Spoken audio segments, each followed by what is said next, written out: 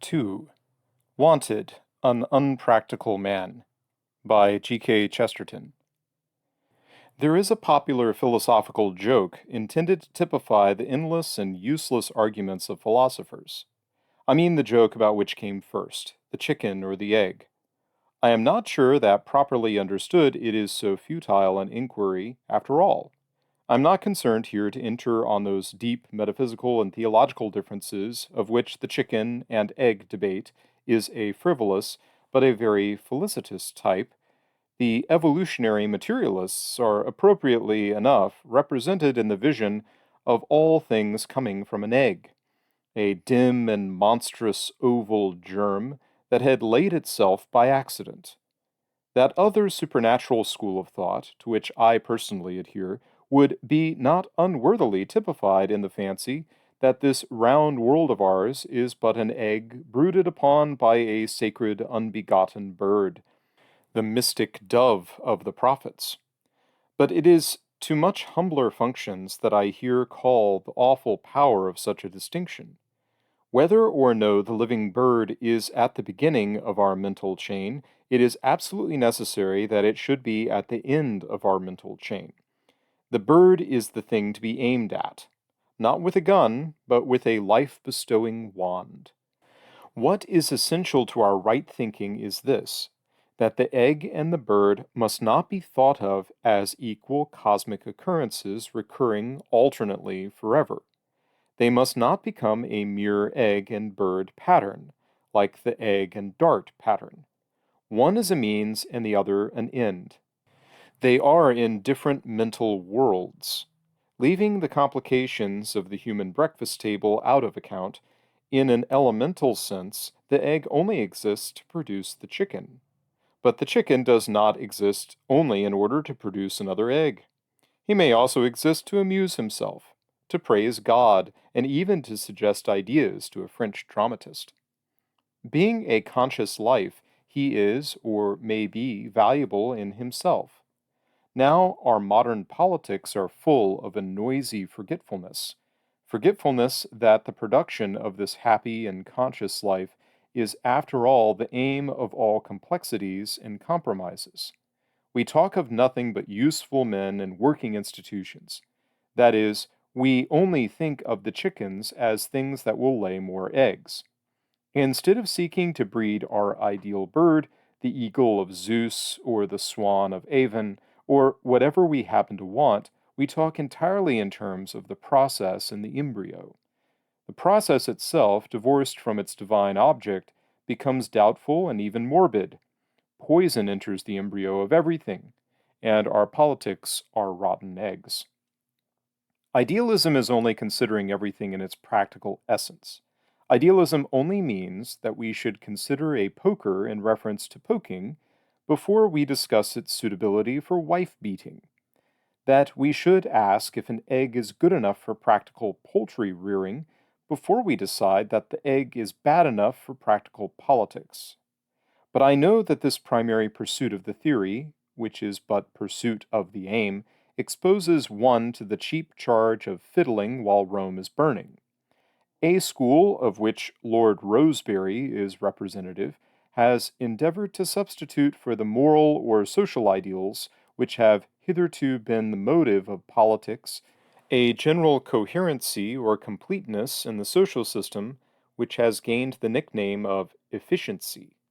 I am not very certain of the secret doctrine of this sect in the matter, but as far as I can make out, efficiency means that we ought to discover everything about a machine except what it is for. There has arisen in our time a most singular fancy, the fancy that when things go very wrong, we need a practical man. It would be far truer to say that when things go very wrong, we need an unpractical man. Certainly, at least, we need a theorist.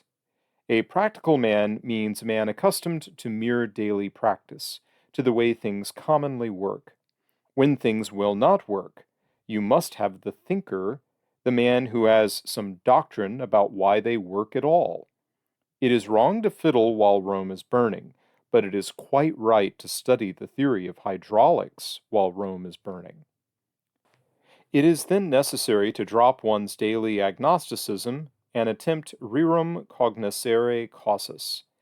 If your airplane has a slight indisposition, a handyman may mend it.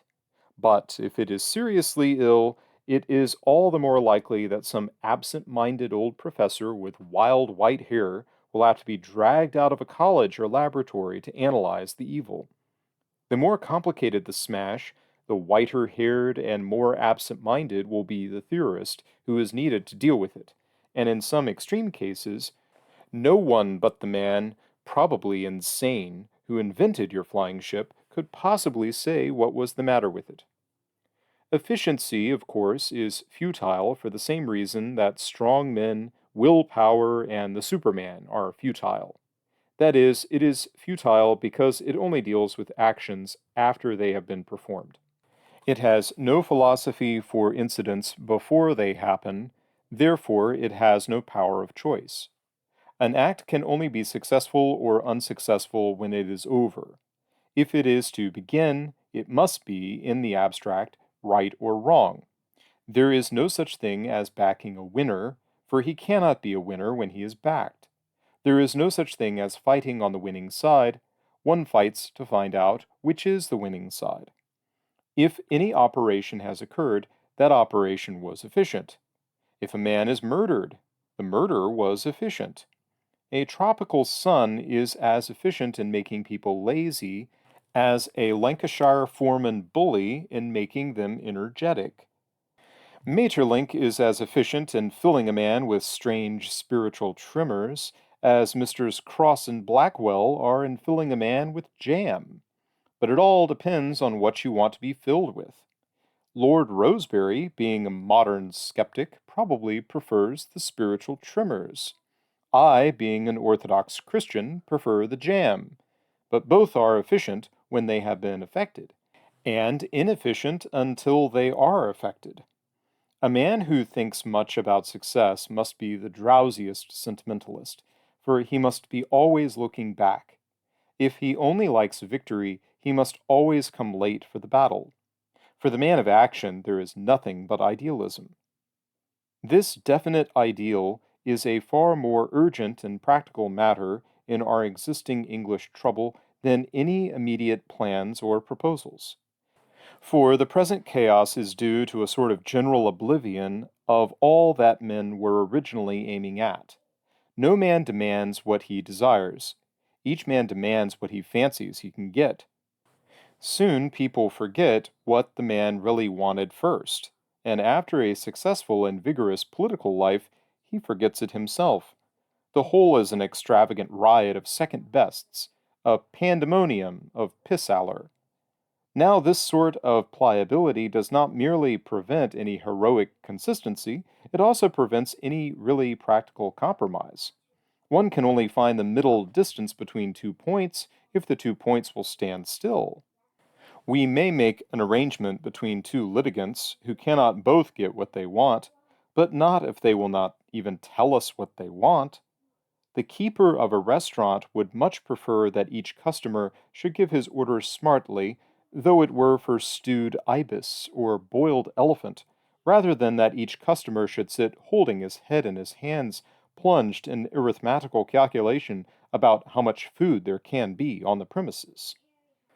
Most of us have suffered from a certain sort of ladies who, by their perverse unselfishness, give more trouble than the selfish, who almost clamor for the unpopular dish and scramble for the worst seat. Most of us have known parties or expeditions full of this seething fuss of self effacement. From much meaner motives than those of such admirable women, our practical politicians keep things in the same confusion, through the same doubt about their real demands. There is nothing that so much prevents a settlement as a tangle of small surrenders.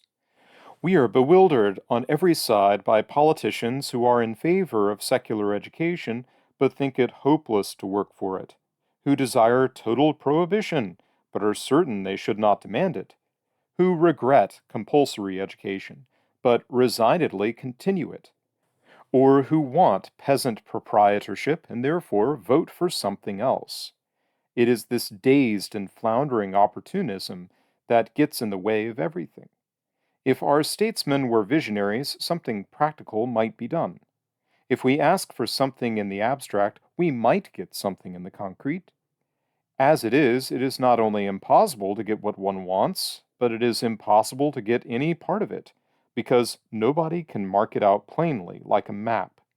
That clear and even hard quality that there was in the old bargaining has wholly vanished. We forget that the word compromise contains, among other things, the rigid and ringing word promise. Moderation is not vague, it is as definite as perfection. The middle point is as fixed as the extreme point. If I am made to walk the plank by a pirate, it is vain for me to offer, as a common sense compromise, to walk along the plank for a reasonable distance. It is exactly about the reasonable distance that the pirate and I differ.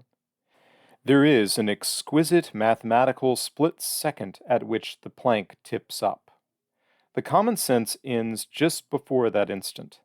The pirate's common sense begins just beyond it. But the point itself is as hard as any geometrical diagram, as abstract as any theological dogma.